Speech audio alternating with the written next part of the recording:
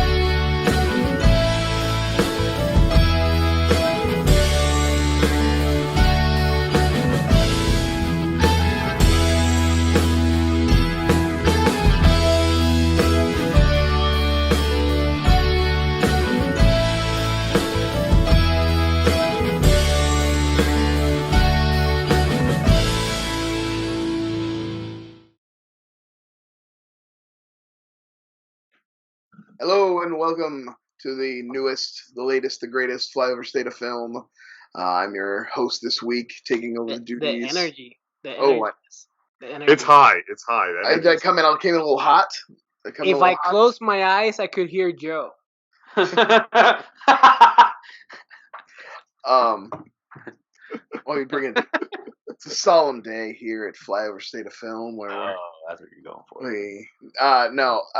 We did have some news stuff we were going to talk about. The boys. Yeah, let's talk about Norm Macdonald. But yeah, I was going to say, like, Norm Macdonald died unexpectedly today, and that's a rough one. That's a tough loss. It hurt.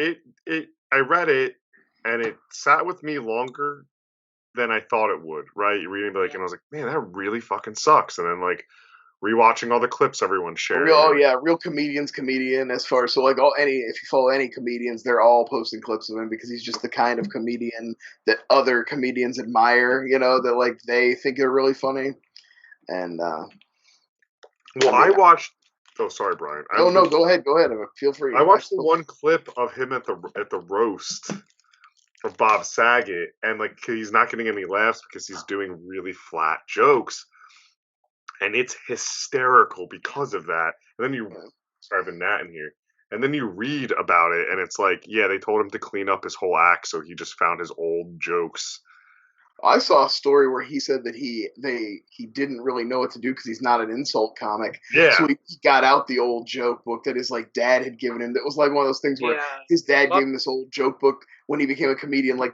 It was a sweet gesture, but obviously not the kind of material that any comedian, let alone Norm Macdonald, does. It was actually so Bob funny. Saget. Bob Saget begged him to do it because he didn't want to do it because what you just said, because he's not an insult comic. But like you guys, I saw a bunch of clips. But the one that I saw from the roast was you have a face like a flower, a cauliflower. A cauliflower. But there's so many good ones, and I mean, you want to shout out his work on SNL. You want to shout out Dirty Work, and Screwed is one of those so bad it's good. It's like a Christmas. I like Screwed. You've been talking about it for the last few years, and I've watched it now in the holidays, and I've grown to. It is enjoyable, but it's enjoyable in that way that you have to be into that kind of Norm Macdonald thing to like it because it's not traditional, and I mean, what's his other movie? Yeah, Body of Work. His Dirty Work, really. I mean, he didn't do too many movies. What I gravitate towards with him are either his podcast or his interviews. Yeah. That's where he shined, especially with Conan O'Brien and David Letterman. Yeah. He was one of those few guests that would just break Conan and Dave. They would laugh so much with the Conan clip. They kept going around with him and Courtney Thorne-Smith talking about the Carrot Top movie.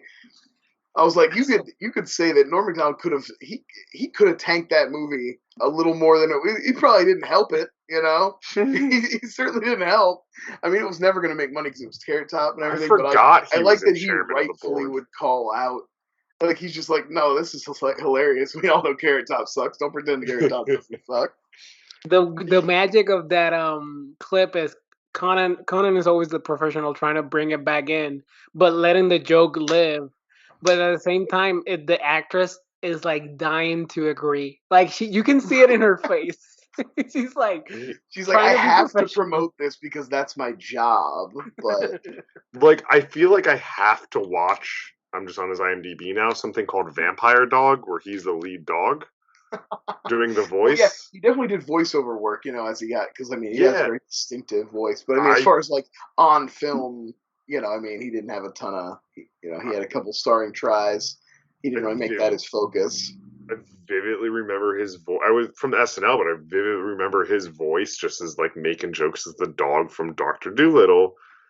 And then like maybe a year later, let's say 2 years later, sing Dirty Work and be like, that goes together. Because Dirty Work was like Kevin Nealon and then Norm Macdonald were my update guys. Like that's my era. That's when I was watching a lot. And he was so good. He was really good.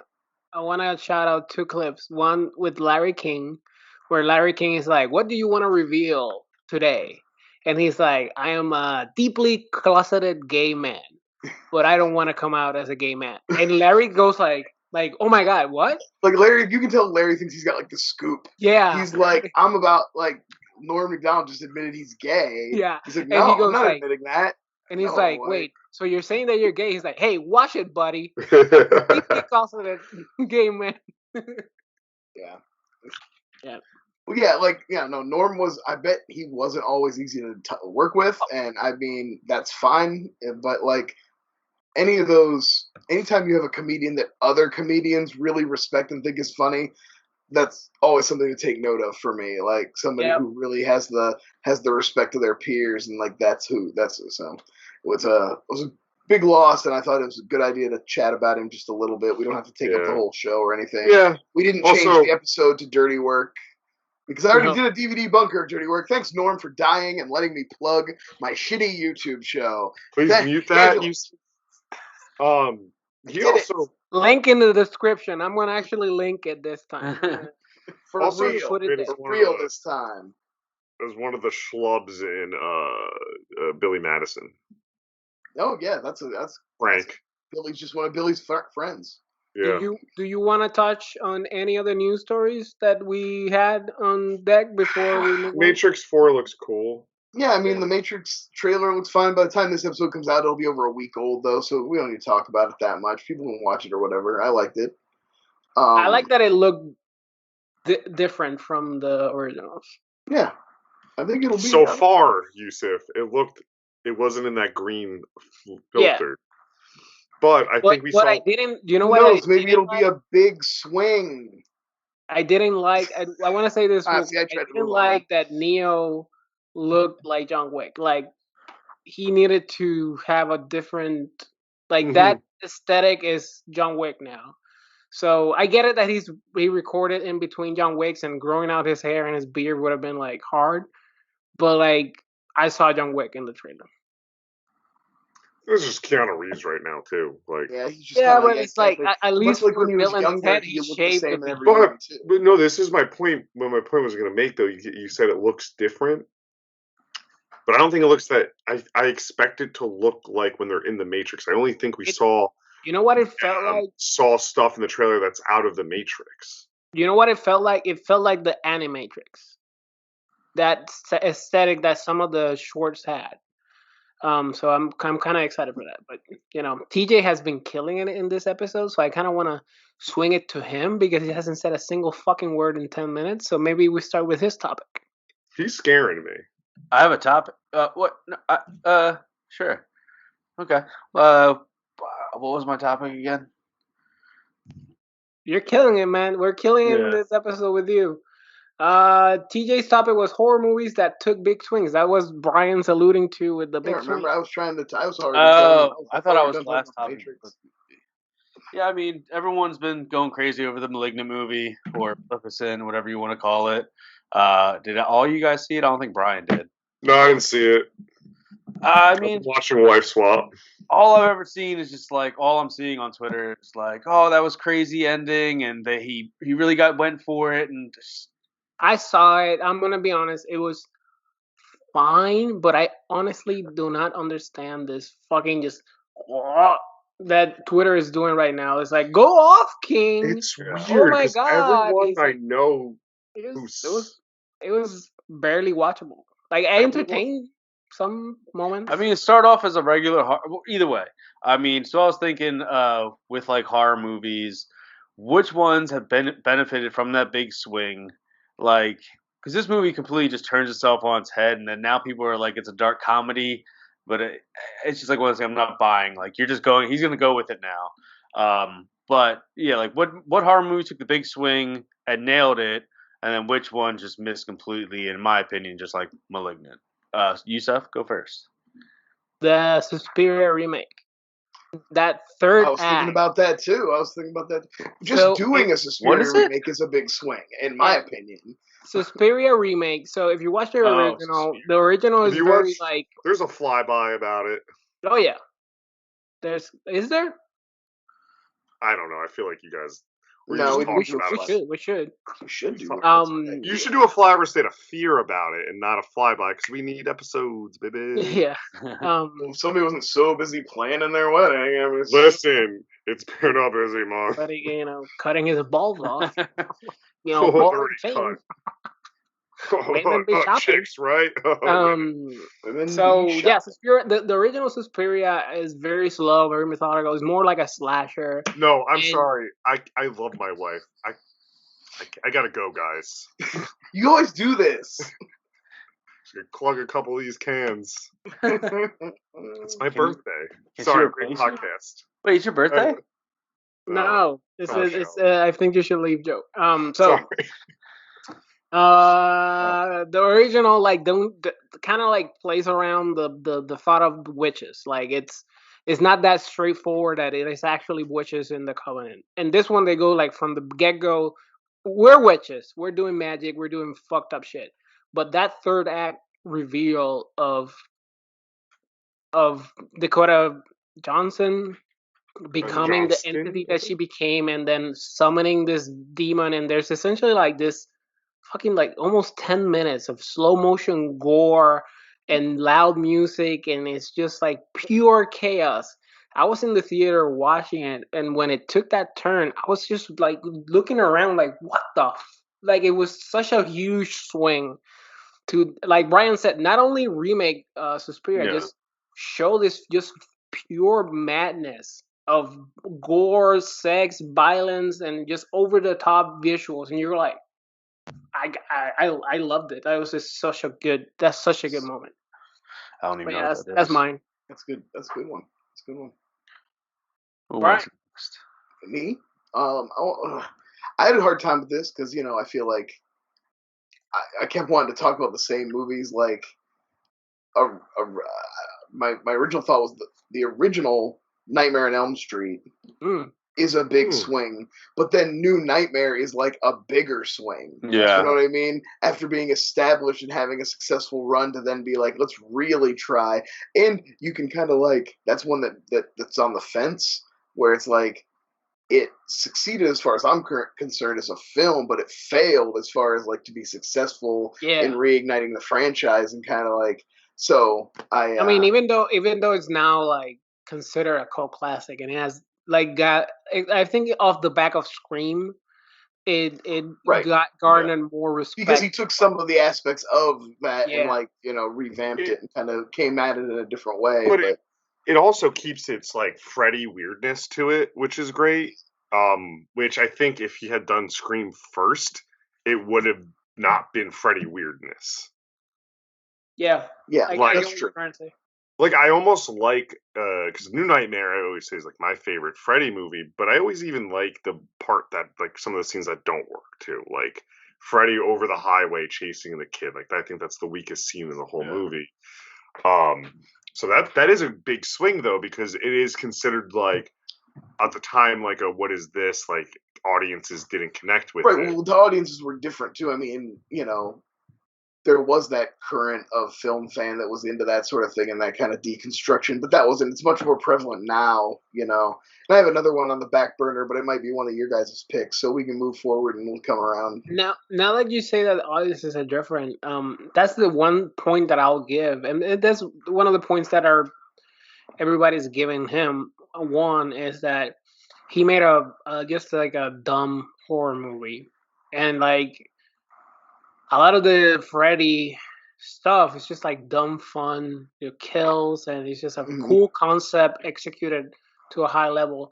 Like, I get it. Like, there's a cool renaissance right now happening with horror, where it's just like very cerebral and very visual and tone setting.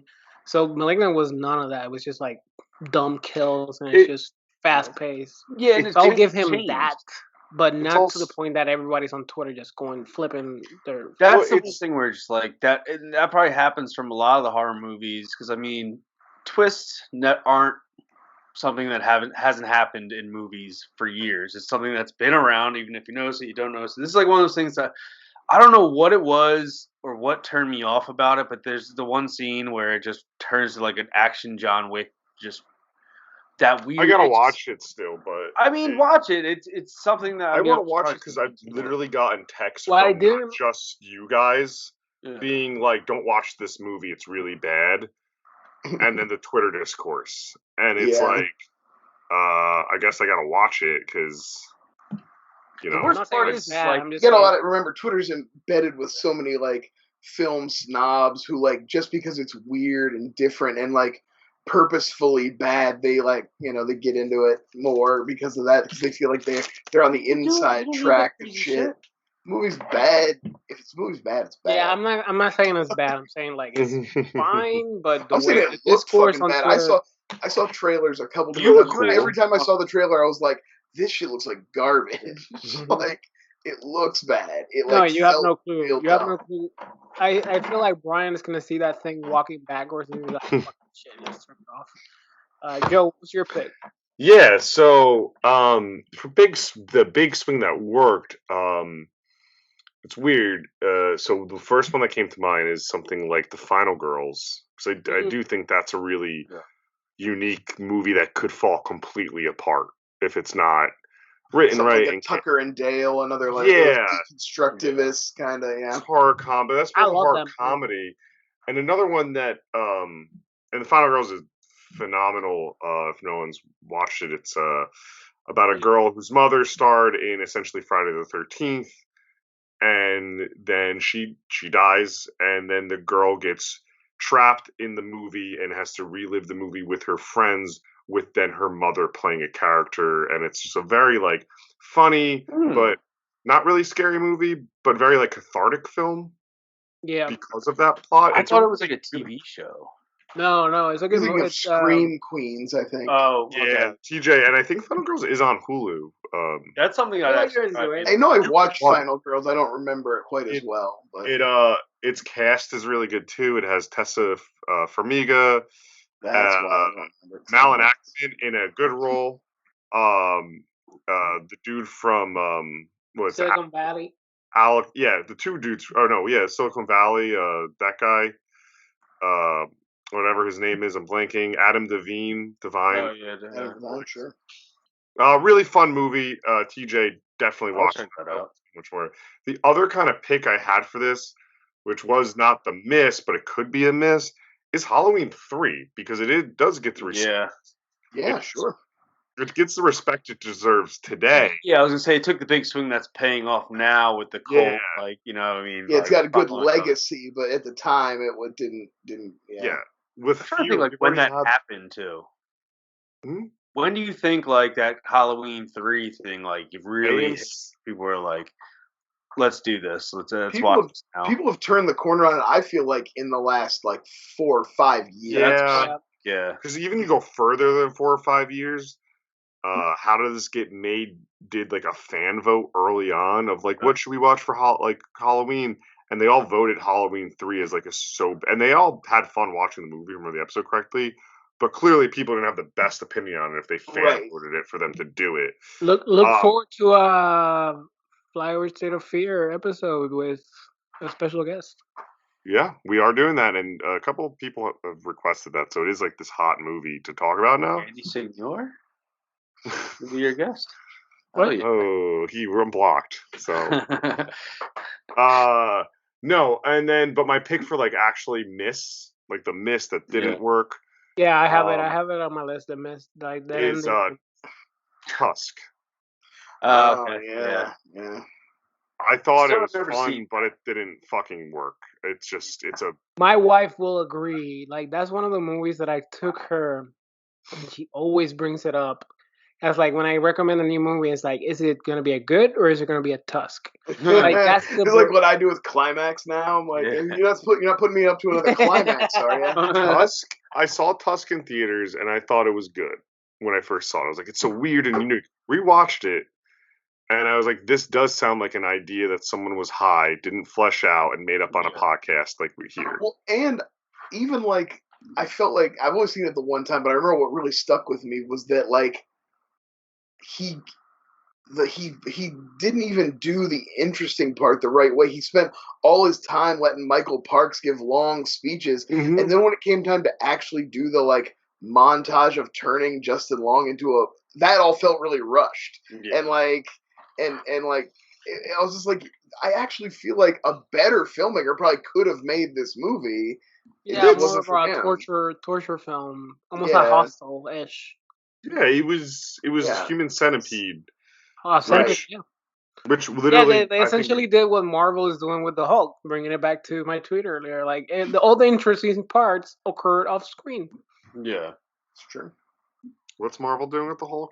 Nothing. Everything interesting. Can't do anything with the Hulk because Universal still holds onto the rights to a single Hulk movie, so that's why all his character development has to happen in snippets of other movies. So everything cool with him happens off screen.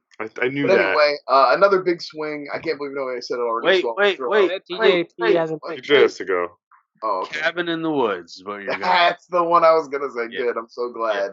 Yeah. I feel like it hadn't come up. Yeah, like I don't know what it was, but like if you haven't seen Cabin in the Woods, it kind of I don't even know how to explain it or anything, but like takes like the macho character and like the Chris Hemsworth just makes him a smart guy, and then like the girl that's supposed to be, the sleazy one, and then they put him in the cabin and it makes him turn into the roles they're supposed to be, and then you realize that the government's under controlling it all just to control the devil, and they have to make certain sacrifices by the end of the night. They're controlling gods. You think you're going to see Titans or something? Yeah, they're controlling gods.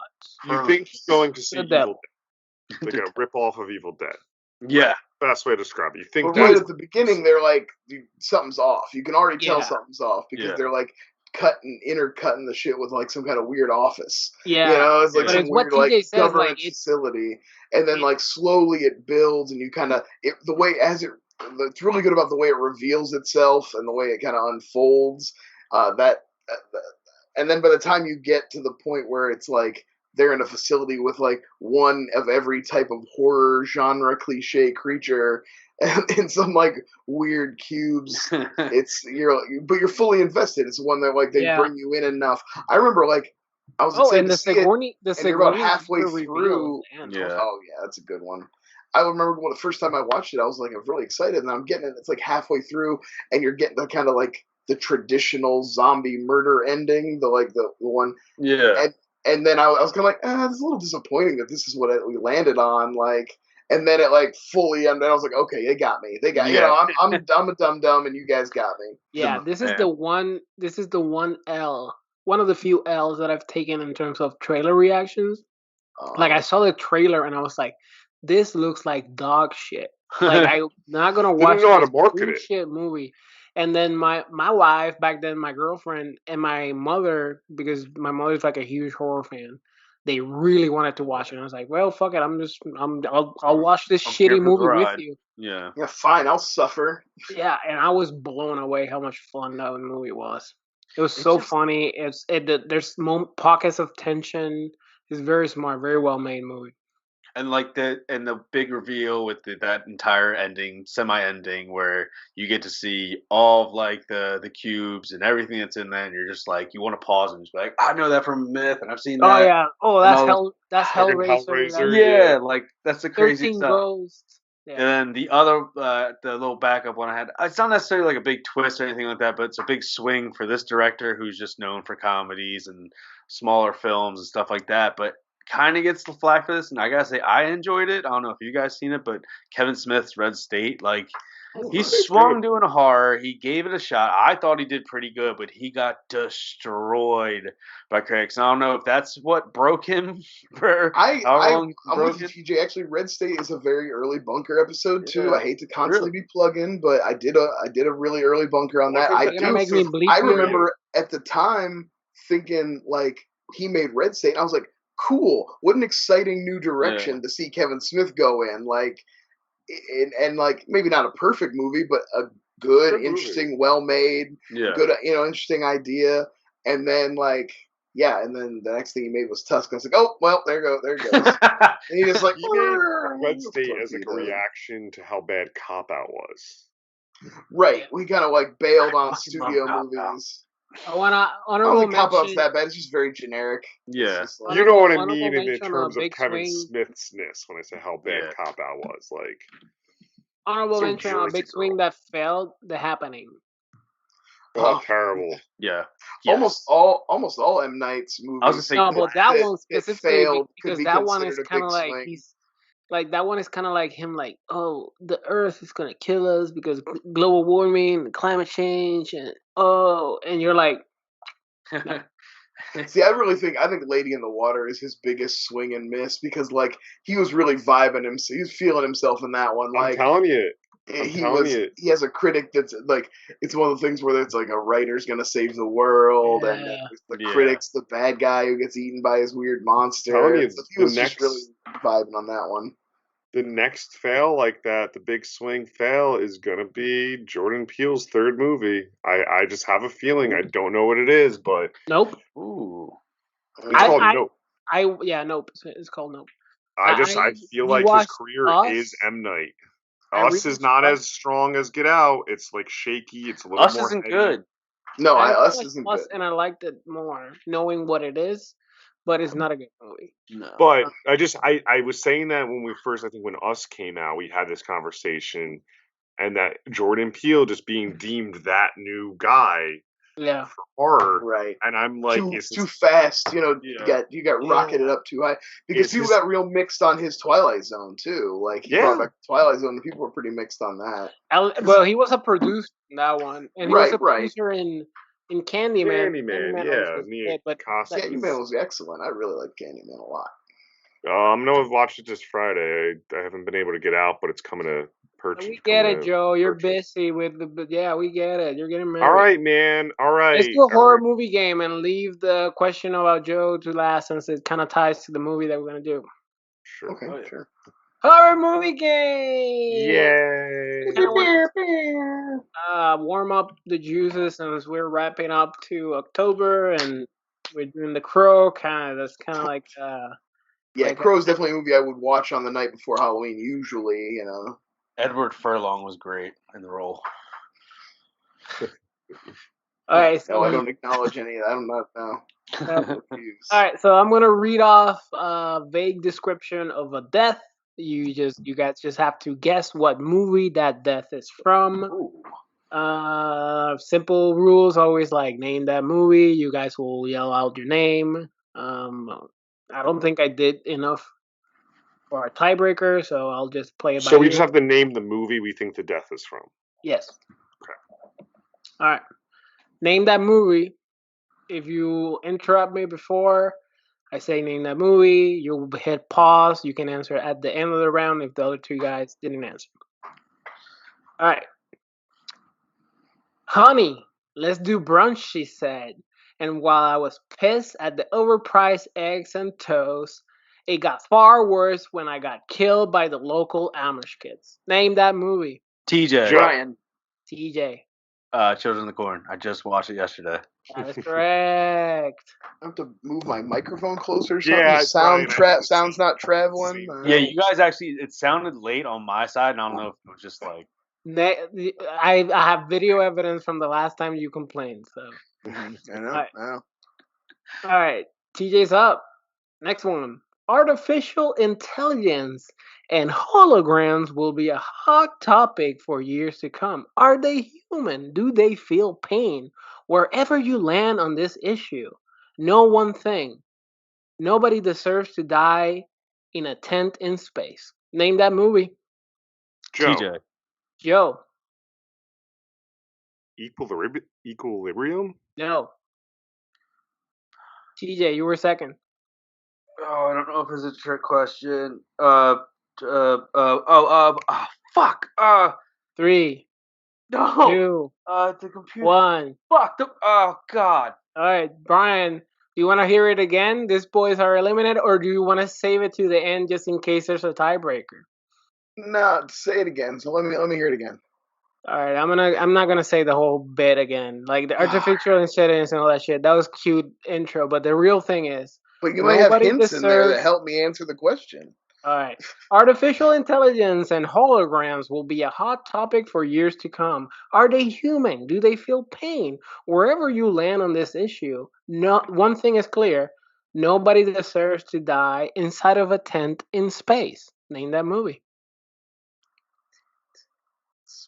A body or I think it was... No. That's what you asked us. Yeah. No, don't. It's the same shit. It's kind of like hinting to what it is.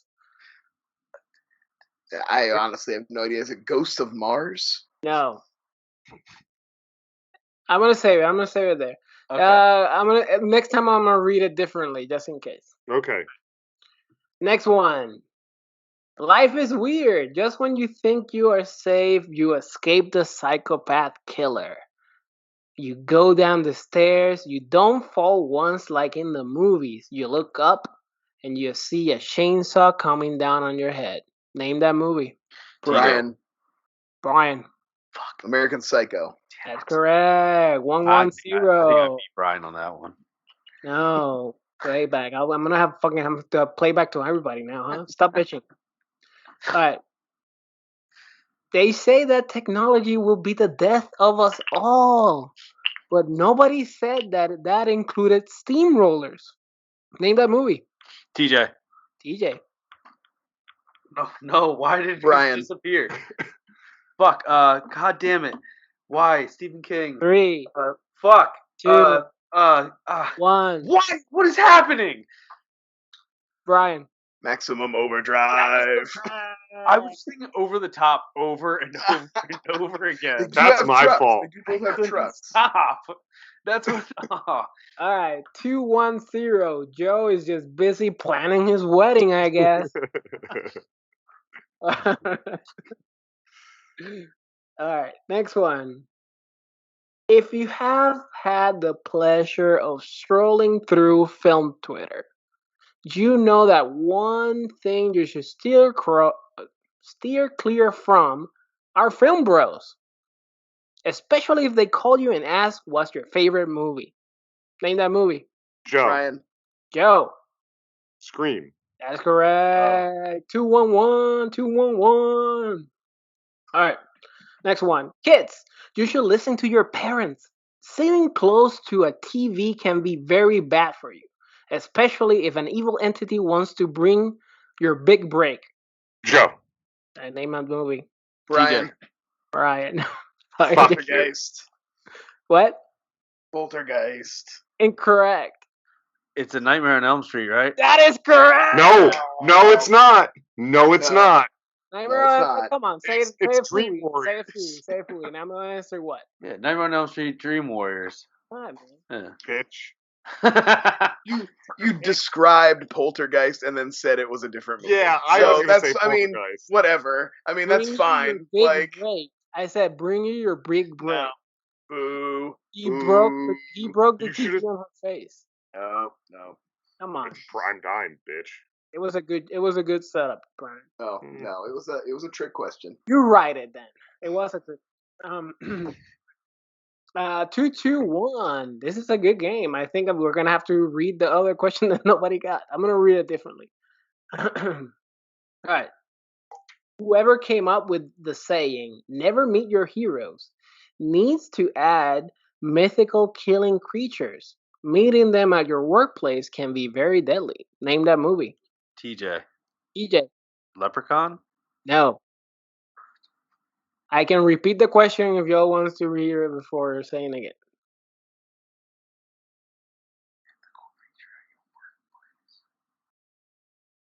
Call it.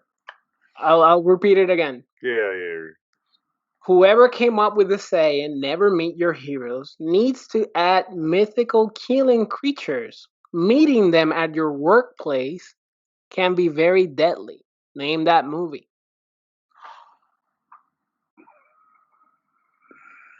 I'm just going to throw my name for the end of it. No, I'm going to save it just in case. 3, 2, 1. Nobody? I got nothing. I'm going to move on to the next one. We have 2 saved. The game is 2-1 right now. Brian and TJ are tied. I thought that one was very easy, but that's fine. And that's a loose horror movie, or you're talking about it's a horror movie? When you let your prejudice, oh my god, why do I write things that I can't say? Let your prejudice, emotions guide you through the woods, you might find yourself head first into a wood chipper. Name that movie. Joe. Fargo?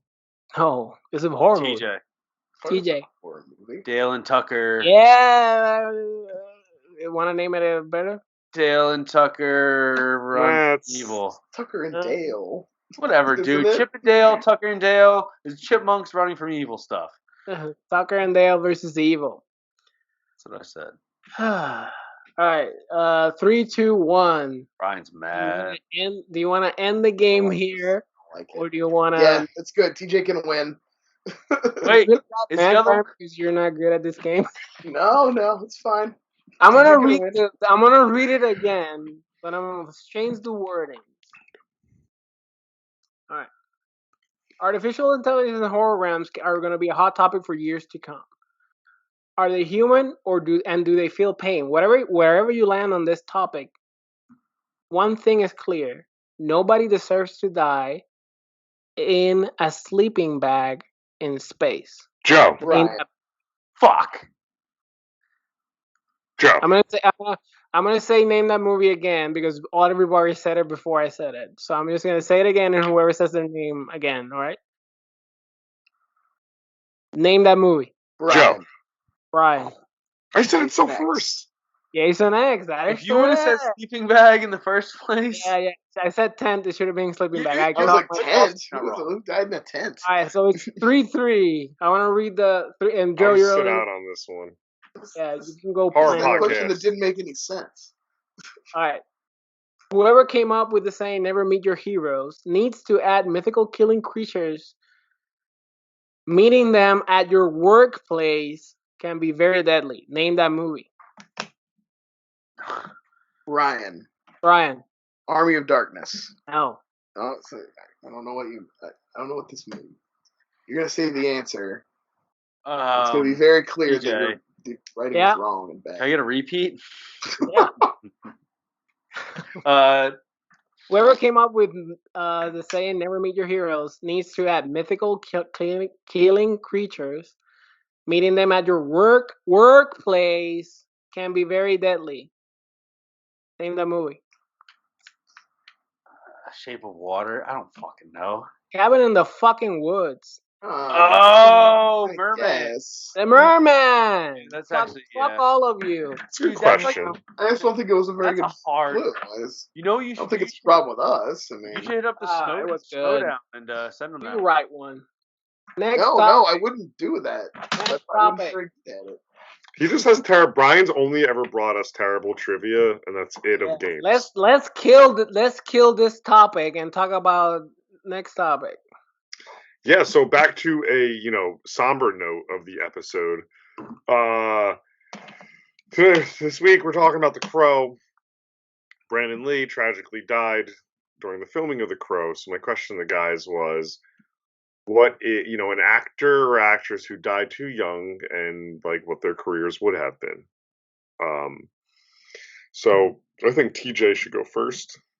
I have two. I guess should I do two or just do one? Save one. Yeah. All right. Well, I'll do like the one. I'll do like the non-main one that I think maybe one of you picked. Kind of along the same lines. I mean, this guy for me we've actually done one of his movies for the Flyover State of Film. I thought he was going to be like Leo type of like caliber if he ever got into that older stage. He did a couple like dramas right before his unfortunate passing, but for me it was like Sidekicks, Sequest, Never Ending Story 2. Jonathan Brandis for me is like one of those kids. Like, I did the same hair as him. I like wanted to emulate him in any way that I could. And I thought he was like the next big thing. Yeah, and and I actually just watched that Hulu documentary movie that Solio Moonfry did. Oh, okay, yeah.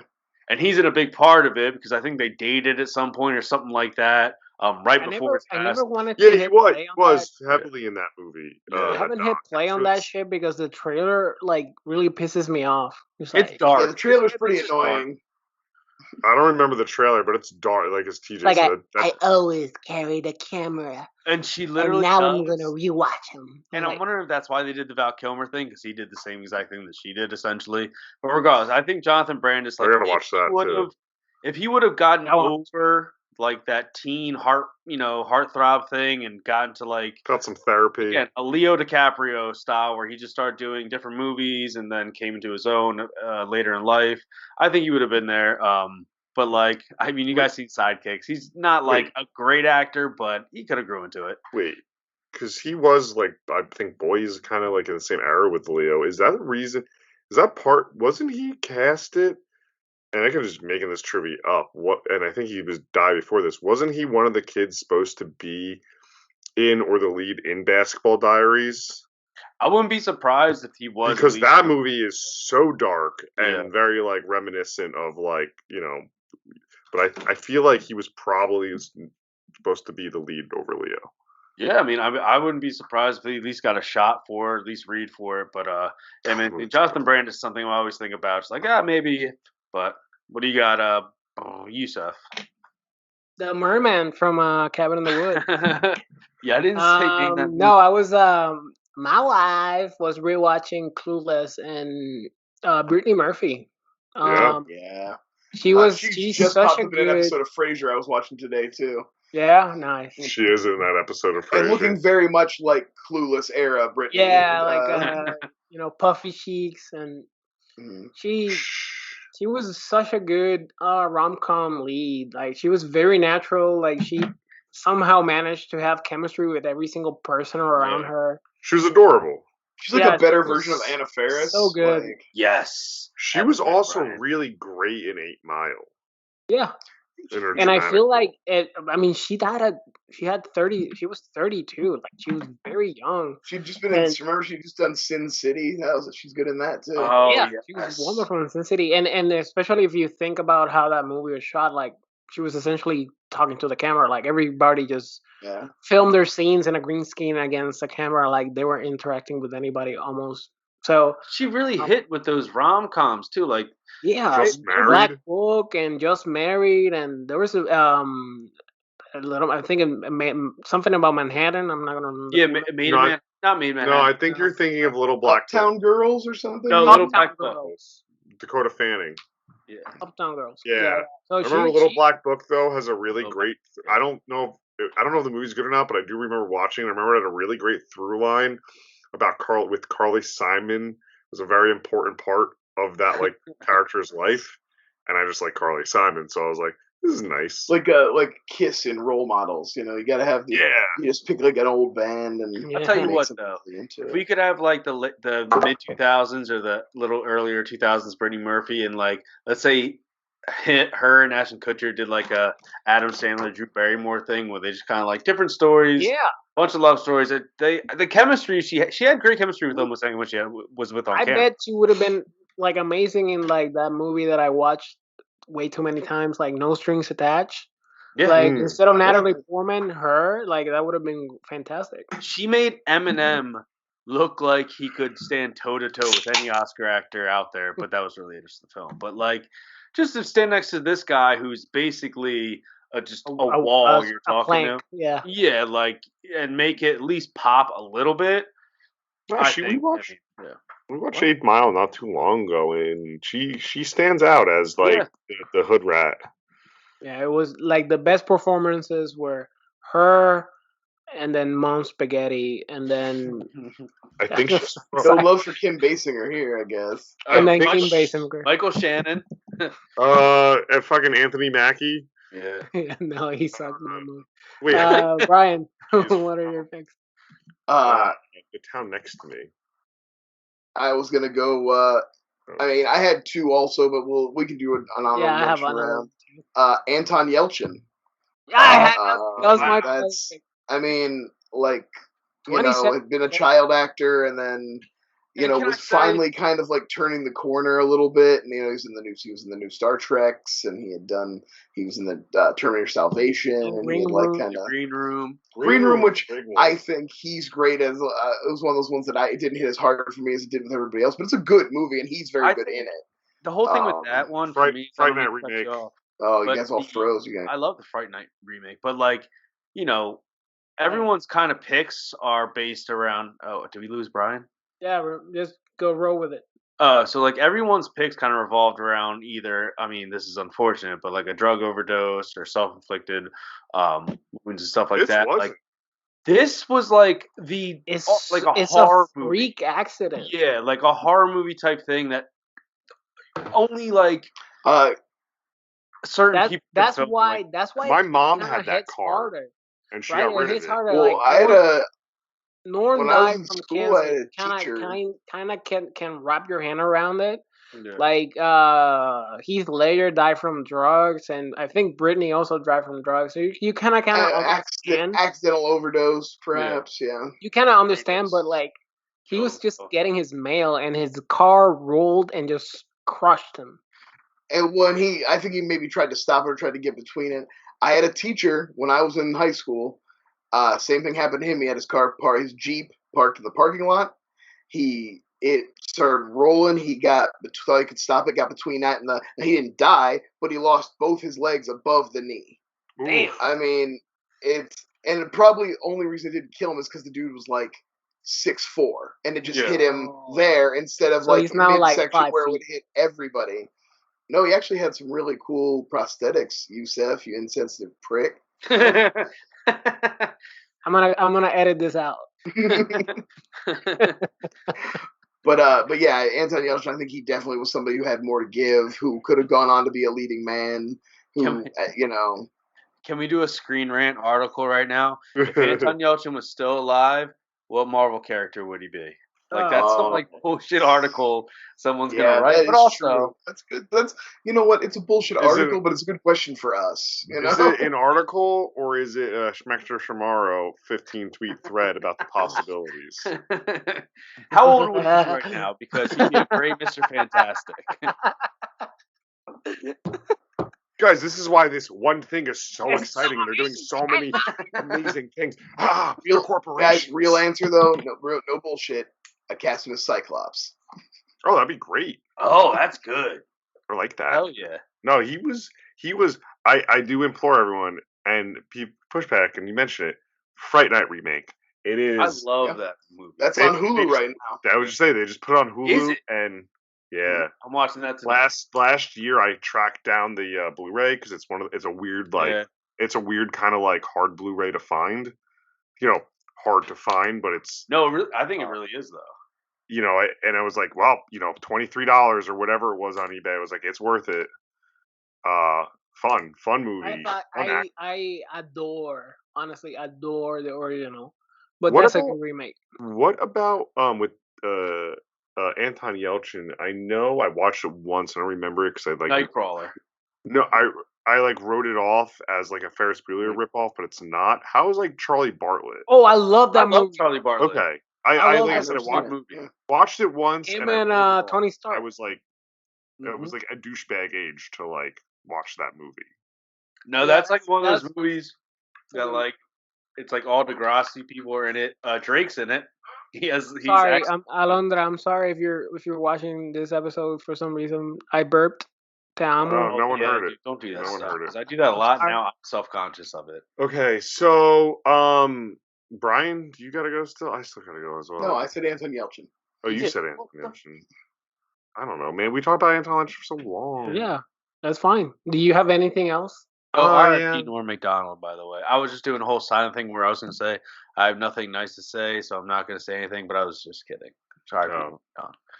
Nobody believes You know what? It was an obvious answer. I put two guys' name down, but I'll just go with the one. John. I always go back to John Cazale when I think of guys who died young. Yeah. Who? Sure. John Cazale. Who's that? From he was Fredo and The Godfather. Fredo and The Godfather. Oh, Dog Day Afternoon. Deer Hunter. Conversation. He was like Oscar, dead. Right. He was only in like 5 movies, and they all were Oscar nominated. Yeah, I don't even know who it is. Can you put a picture up? It's like. Fredo, you've never seen Godfather? Oh, you think Godfather sucks? Jamie, can we pull that up? Thanks, Jamie. No, don't do that, man. I'm gonna shove some horse pills up your ass when I see you. What? In Vermectin? It was Meryl Streep's like fiance, like just really good. Yeah, I forgot about that. I feel like he would have had his Robert De Niro role. What's his name? 80s that brought him to being like, you're now nominated for a lead actor and you're gonna have a career.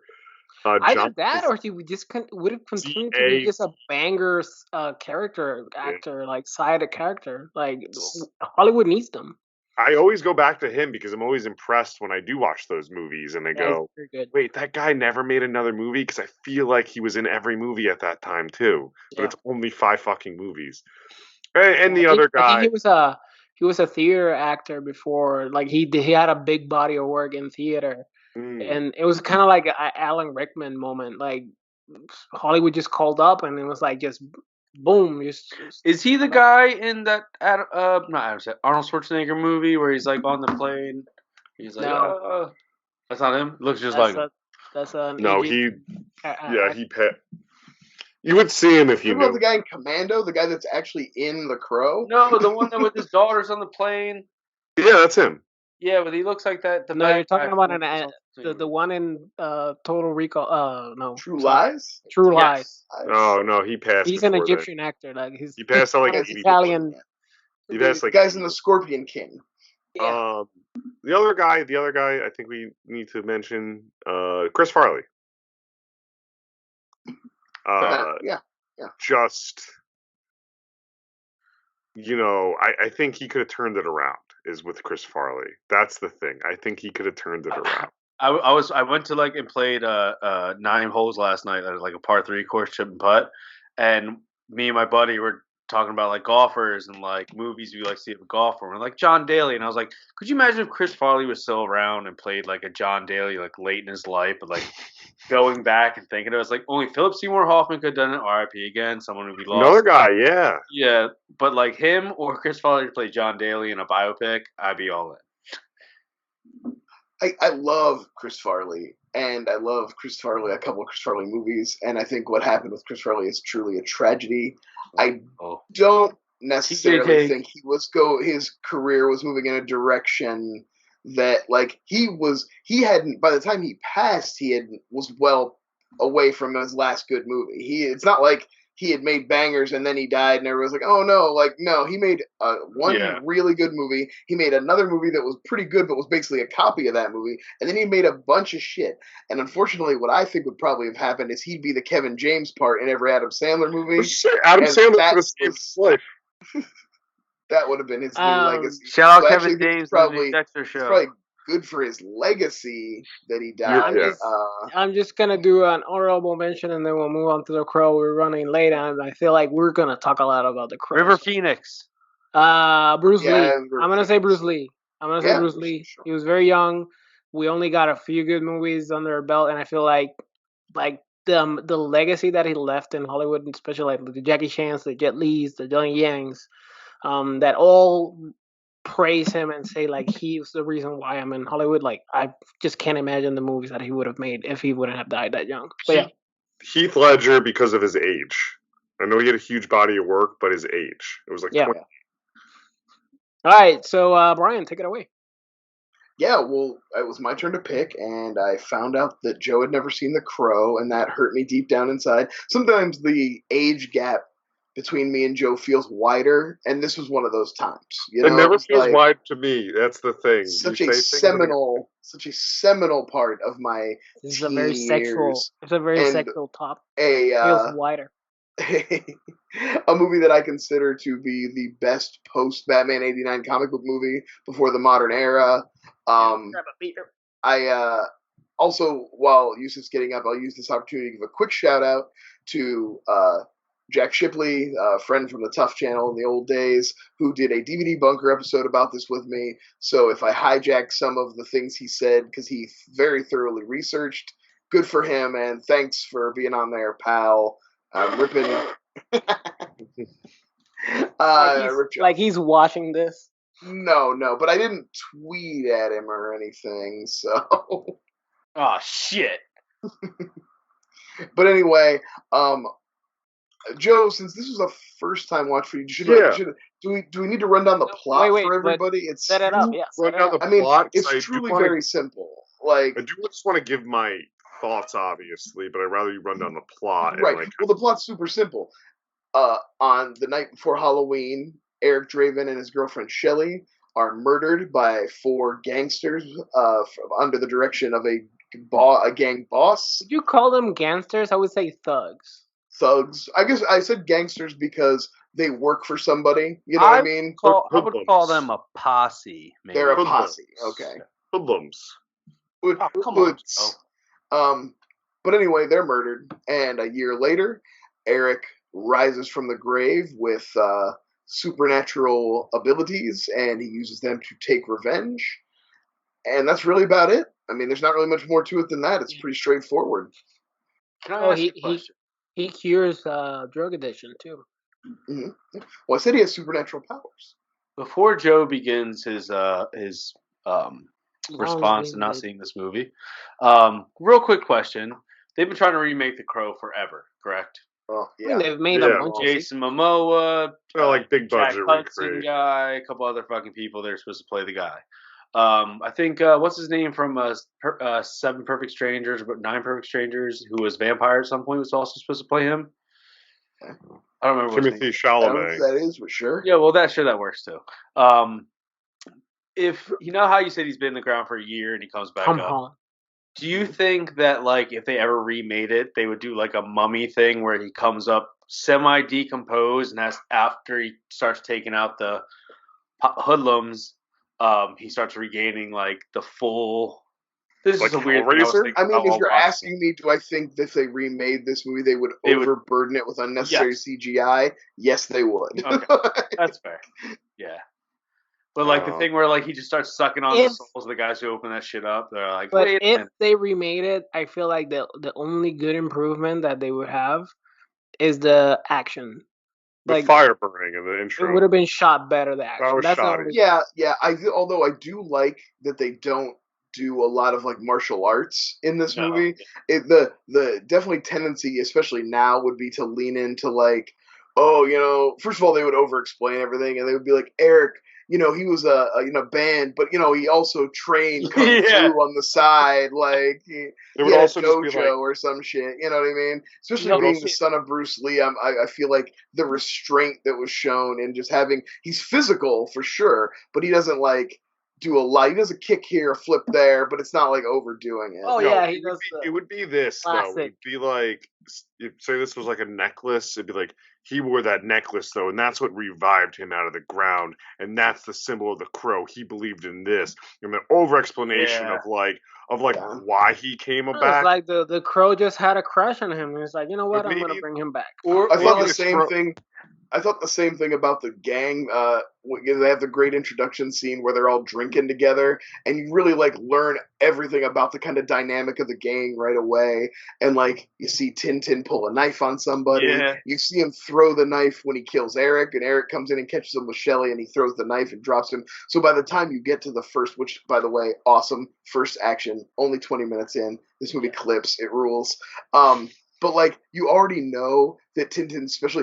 But, like, I was just thinking about how in a Marvel movie, there'd be some dumb line where it'd be like, hey, man, why do you always use a knife instead of a gun? Oh, I like a knife because you get to get up close and personal and blah, blah. There'd be some shitty dialogue about it, you know what I mean? Hey, buddy, Daredevil with Ben Affleck was fine. That is also, I know that we're, like, jumping all over the place, but is this, like... the coolest Tony Todd has ever been in a movie. It's so hard because Tony Todd's so cool. He's so badass in this movie with his circle. Cigarettes in the hat. Yep. Team Tony Todd. Joe, what was your third? What's that, Joe? Yeah, let's see Joe's reaction. So first time. I weirdly enough, because it was always one of those movies I knew I needed to watch. Like, it was always it's a blind spot. It wasn't like the Lord of the Rings thing where I made like a joke about it for years. I'm like, I haven't seen the. And tongue in cheek, it was just like, I didn't put it on. Sure, you just haven't gotten around to it. It happens. I kind of am glad for Flyover was the first time I have seen it though, because I think if I had watched that, let's say when I was 12, 13, maybe even 3 or 4 years ago. 3 or 4 years ago. I would have more seen it through like the film bro lens that it has than like I think how I watched it today, where it was like, or not today, but like the other day of knowing fully the Brandon Lee's legacy, picking up on things of like his performance and reading a little bit more about it, which I'll talk about in a minute.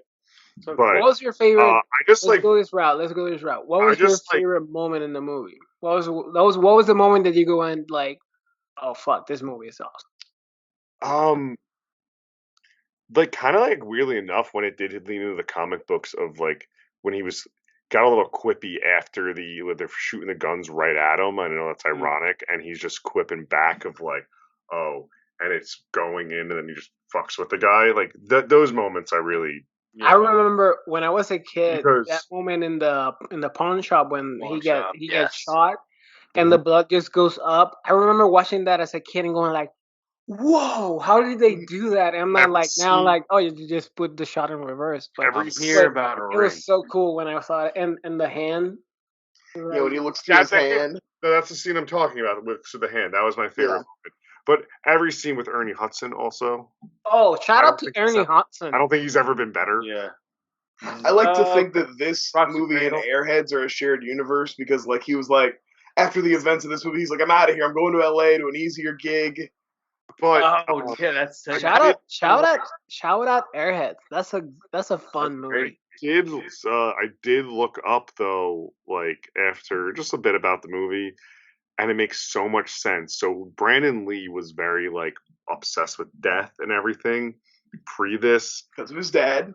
Because he was dead, but he was also obsessed with the Doors and Jim Morrison. That's all he would listen to. Like he bought a hearse and he would only play the Doors in the hearse. But that makes sense. I mean, he's doing Jim Morrison as the Crow for that's his line delivery. Every time he delivers a line, it's like maybe 7 syllables at the most when he like delivers these lines, but like even like the light bulb, the hand thing, and like it's I don't know what it is that he's and or at least we know watching this years after his passing, stuff like that, like he's fucking into it. And then, like probably at that time people might have say what happened to him didn't happen, right? At this time this movie comes out, I feel like he might have got a little bit more slack because you don't know the background him being into it. Know that he's like kind of diving. You don't know that like he's so obsessed with death and like. Sure. I feel like people wouldn't dove into his life without unfortunately losing him at such a young age. No one dove in. This just could have came out and been like, Brandon Lee did a Crow back in the day. Now he's doing a Marvel movie. Something crazy. He'd be the Joker. He'd be an amazing Joker. I mean this in the best fucking way possible. He would have been Johnny Depp post The Crow. The roles he was going to take, the attitude, just... Like I said, I have always considered The Crow a star-making performance. And he survived. Like, people are like, the only reason The Crow is remembered is because Brandon Lee died. And I don't think that's true. I think The Crow is good. I think The Crow stands up. Now, you can make an argument that some of the choices they had to make because of Brandon Lee's death are things that make The Crow better, and maybe it would have been the same movie if he survived. So it's like you could play around with that, but regardless, what's on screen is a star-making performance. Like they wanted to put in, like if he lived, like he was going to shoot scenes in the daylight and everything, and they had to revert back, and that's why everything's very even darker and closer to hide a lot of the imperfections, and it, like you said, it makes it better. Like even the scene, which clearly is a reshoot, where him and the girl talk, and she goes over to hug him, and it's all full shadow. It's a really powerful scene. And if you're not familiar, the lead actor is dead. You know, we just have to accept that God has a plan, and we just can't play with God's plan. But yeah, it was very, like, thank you for making me, well, not making, but for making me watch it, because I ordered the Blu-ray, obviously. Oh yeah, I bought that fucking Blu-ray. I should have ordered it earlier, but you know what? You know what scene I fucking love, and I feel like, and the reason why I'm gonna mention it now is because you guys are talking about the star performance. Like there are pockets in where you go like, damn, he had like range, but the real range was with the junkie. Yeah, when the mother, right? What? The mom? Yeah. Yeah. Like that whole sequence, like him just berating the Johnny boy. And just making fun of him, and then like switching gears to like, hey, go to your daughter, like that whole like whiplash of mother is the name for God on the lips of children. That's like, oh, okay, guy. That felt, the way he's talking there feels the closest to the way the Crow is in the comic, like very much. It's very poetic and very depressive. What's and kind of like very Poe, Poe, Alan Poe. Yeah. Oh, the some about poison, like that's probably my favorite delivery and favorite line of the movie. I can't think of it right now because I'm TJ. The prosthetic of the track marks on her arm. Him squeezing it and the morphine coming back out. Yeah. Oh, it I don't know why. We need to go back and talk about what I think is maybe like. I love the scene with Tintin. That's a great first scene, but I really think the movie kicks in super high gear when he goes to Gideon's pawn shop. I just love that whole scene. I love when he breaks in, and then you mentioned the Poe thing. He's like, you heard me rapping. Yeah, you know, I came at rapping. You heard me, and I love the whole interaction with Joe Polito so good, and then the dumping the rings into the shotgun, and that's just such an excellent scene. Can I say one critique, and I've always had it, and it's the main bad guy. I was gonna say the same critique. Should not have had long hair like him. Oh no. Because it's kind of confusing-ish to like. Get it all white. I'm not saying like I know who fucking Brandon Lee. He's painted face, but like I'm saying, like they have both the same aesthetic and the same vibe. Like, it does come into play a little bit at the end because they kind of pin all the vigilante shit on Top Dollar. Top Dollar's Michael Wincott. He's at the end. Ernie Hudson's like, your vigilante's up on the roof. We got him or whatever, and you missed it. I mean, I guess that to some extent, I'm not using that as an excuse, but it does play into it slightly. Joe, I'd love to hear what you were going to say. Yeah, what you were going to say about a fantastic character actor. About Michael Wincott, who I think is a fucking icon. So I didn't connect too much with the villain in the sense of everything was working, and he worked like 70% of the time for me. It didn't ruin the movie. He was only on camera. This probably makes more sense. That's a little bit of an invention for the movie. In the book, it's I just found him okay. They kind of like restructure it to give them the story of main villain. The book is very much just him going after the guys. Top Dollar is a character in the book, but he gets killed like second. He gets killed like right after. Is it like Brian? Can you find something okay? I love comics. I don't know. I only seen the film. Only seen the one film. I hadn't seen when I was listening. When I did my DVD bunker, I had not read the book. The book is I just got like last Christmas, so I'm not. It's like a graphic novel. Dive. Do you have it there? I believe I do. Is it big or not? Like, is it huge or just regular? It's regular. It's regular. Ooh. Oh, it looks beautiful. Cool. Oh yeah, it looks great. I actually may buy it. Yeah, I might want to do that too. Mm-hmm.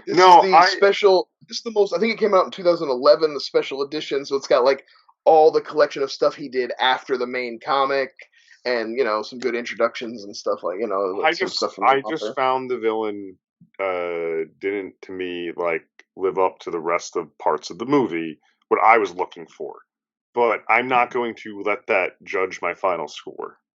Well, I will say I just love Michael Wincott, so I feel I'm very entertained by him, and when he's on screen, he does a lot for me. But I do think the stuff between Brandon Lee and the group and the crew that he actually has the beef with, that he's actually going after, is much stronger. And some of the other stuff does feel a little more perfunctory, as far as like, okay, we need this big shootout scene to have a big action sequence, then we need to have him fight a final boss. It's like, his mission is final boss over, and then all that does, like, I can see where you can argue that does feel a little like tacked on. Can I make a comparison? I think why, and one, obviously it's all nostalgic, and one works, one doesn't. They're two completely different movies. It felt like the same character villain from The Mask. Oh, the same like energy, the level of energy. Shot, man. That's a weird shot, but you took it. It's a good comparison, though. Yeah. I don't know how to describe it. I don't remember The Mask that well because I hated that movie, but. It's like a spicy meatball, yeah. Not the movies. Although, if The Crow was a little more popular than Mask, or they're the same year, I think. He would have done a Crow impression. They essentially did the same thing with Saw and the Mask, but with Crow and casting a whole bunch of shitheads. But they tried to think like the Crow isn't a person; it's a. I heard, I read about that. Yeah. So I was thinking about this today, just the parallels, because a lot of people make the parallels of like, Heath Ledger's Joker to the Crow today, if you read anything. And it really just stops, I think, the makeup, because one is like, I think anyone can fucking play the Joker if they do it well enough. We've seen it. Just in performance. In performance comparison, looks to me like Brandon Lee played the Crow, and that's it. Leave it alone. Let it be its own movie. You made all these fucking terrible, what it sounds like, straight-to-video sequels. Yeah, none of them are good. And you can't get a reboot off the ground. Yeah. Right. I think it's one of those, like, it was just a perfect moment in time, and it's not. You can't get it back. And like all the stuff that, like, you can't, like, you cast Jason Momoa. Like, that's stupid. So now he looks like a Hulk. You know what I mean? Yeah. Like, Jason Momoa it's the idea of the Crow is he looks like a regular guy. I mean, in the comics he was ripped, but like he wasn't enormous. He was just, that's kind of what Brandon Lee is. He's lean. He's live. You know what I mean? He's like me. Well, Tom Hiddleston will make a great Crow. I thought Dev Patel, that'd be cool, actually. Ooh. Oh my god! Now I want to watch that movie. Tom Hiddleston was a joke. Dev Patel Crow. Oh, fuck. Let's all recast it right now. Everybody go. All right. And but Alex Garland to direct. What do you think about that? Fuck yeah. No, I'm sold. I also just don't want to see. Let's get it off the ground. I don't want to see. I got money in the bank. I don't want to see anyone do a bad 90s like facelift to be like, this is the 90s still, right? Like grunge and all this stuff that was just like, no, the aesthetic works then. You can't mimic that shit now. Right. Yeah, I agree. I think now you would have a CGI Crow doing a bunch of shit that you didn't need. Which was a Raven. What if you got a Happy Madison production, David Spade playing the Crow? Boom. Ooh. Yeah. No? He's killing people with his huge dick. All right. Anything else about the movie?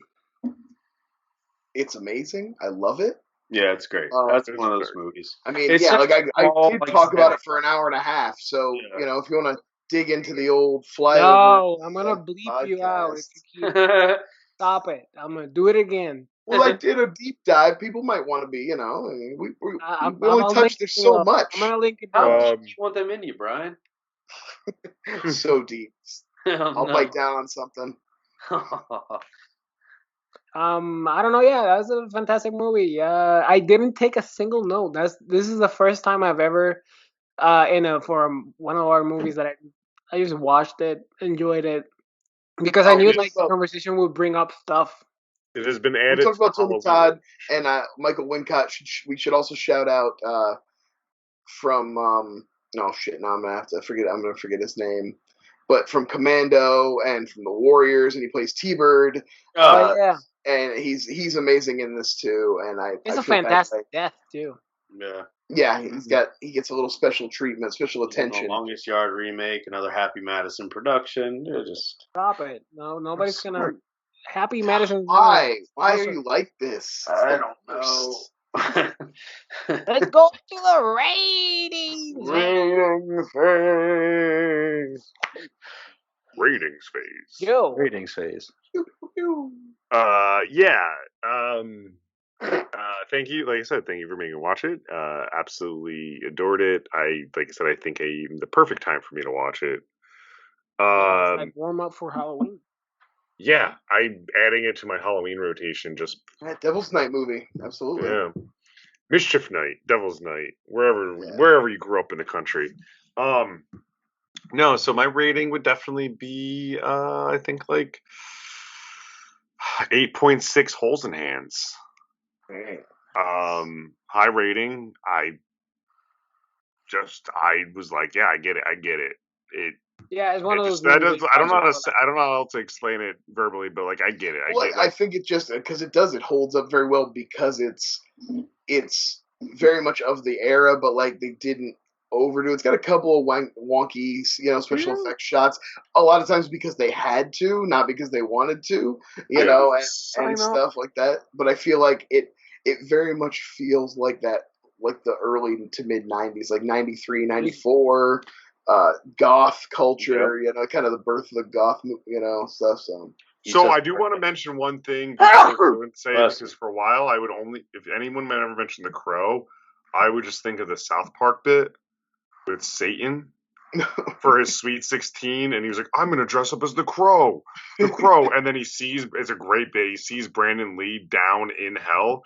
And he's like, "Hey man, that's not cool. I'm supposed to be wearing a crow outfit." And it's like, "Hey, no, Satan, it's me, Brandon." He was like, "Oh well, then get him out of here. He didn't wear a costume." Fuck. That's where my brain went to for years because that episode. It's a good episode.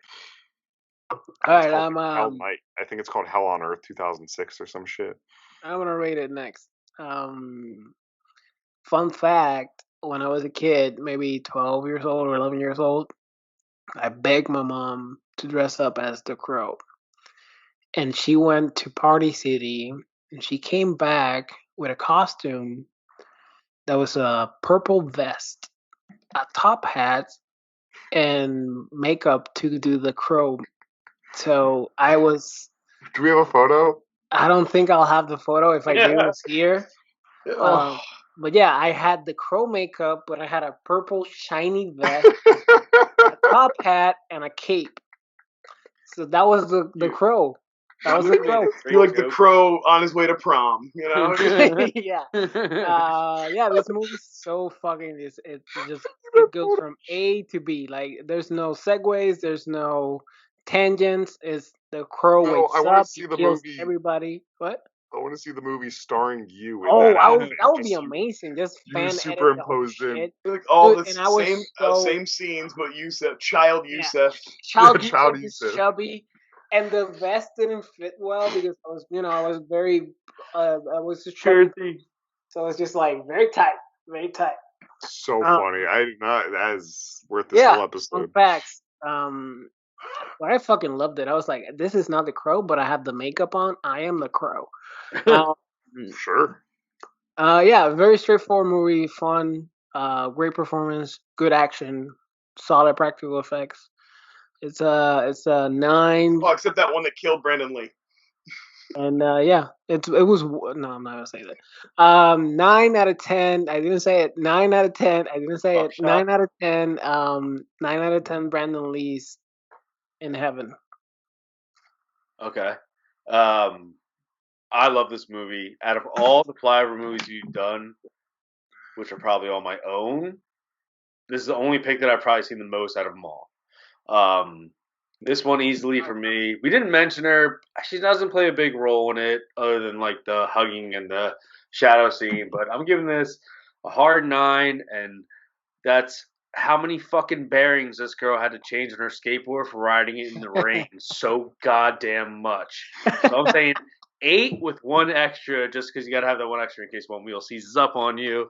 I love this movie. I think it was a great pick, especially good for Joe to get this under his belt. Is like, because I'm surprised, man. I've seen your Blu-ray collection, your DVD. No, it would be a movie I should be really into. That's why, that's why I kind of gave my little spiel of like I'm glad I saw it now and not when like I was like, well, the best movie, top 5 movies ever when I was like 16, and was Fight Club, and I still think that's a good movie, but like at 16, like for some of the wrong reasons. Yeah, that's like it's right. Yeah, I feel like it's right in there. It's one I'm afraid to revisit. Yeah, it's bad. Doesn't hold up. Boondock Saints was one I didn't get into though because I have a weird fucking psychologically with movies where I hate Irish people. Just admit it. Just say you hate the Irish. It's built into you. I want a bunch of wops in a movie, and that's it. That's right. I can say it. That's our word. We're taking it back. That's our word. I took Guinea back. Brian, close it out, right? Yeah, I mean, this is a hard movie for me to be objective about, obviously. But yeah, I mean, I'm right there with you. This is like a 9. I could almost probably get it to a 10, but I feel like I'd be pushing it. But I mean, goddamn, incredible cast. Yes. Incredible adaptation. Like it does truly adapt the comic very well. And also go watch Dark City too. Alex Proyas, other next movie after this, Dark City kicks so much ass. You can find me on Twitter at Hercules. No. Everybody do your outros. Let's do that. No way, what's the pick? Oh, we gotta pick a movie. Oh shit! I forgot. Have you done this show before? Have you done this fucking I'm sorry. Show? You told me to dump out. I thought it was time to go. Was it my pick? Cool. So, just to keep it with the theme, even though we'll be in October next time we record, the boys are coming to Jersey for my wedding ceremony. Jersey girl, Kevin Smith. One at your anniversary party. I don't know how to describe it, but they're coming and I can't wait. And I was trying to think of something that I love, but also sums up great friendships we've had over the last few years. And I went with the really corny choice of I Love You, Man. I think it's a fantastic movie. Nice. I think it's a really good movie about weddings and like male friendship. So I'm really excited to watch it. I mean, when I watched it. I haven't seen that since right around the time it came out. So I actually watched it the other day. I bought it on Blu-ray. Yeah, it's a really fun movie. I think it will fit our little post seeing each other theme. And I like it. Yeah, I love you. I love you, men. I love you. All right, I love you, men ish. TJ's on the. Yeah, he's talking to me. All right, where can the people find you, TJ? You guys are on Flyover State of Film, YouTube. You guys can find me at TJ Dex. Not saying mean things. I'm gonna try not to say mean things for 1 week straight. How long do you guys think that'll last? Well, till another trailer for something comes out, you can't help yourself. It's fucking shit, Brian. Anyway, love y'all. Ryan. I did mine earlier when I fucked it up, remember? All right, Joe. You could find me at Flyover State of Fear, which is on the Flyover State of Film YouTube channel. But all of September, we are on a hiatus. Until October, we will have the same release schedule as we did. Yeah, and check Django 1 on Twitter. We have a bunch of cool guests on schedule, and I feel like the boys are gonna. TJ eventually is gonna do an episode, maybe. TJ will be on. We just literally should have recorded this month, but and then Brian and I really want to get back in that sweet pocket of horror. Women be shopping. Bye. Bye.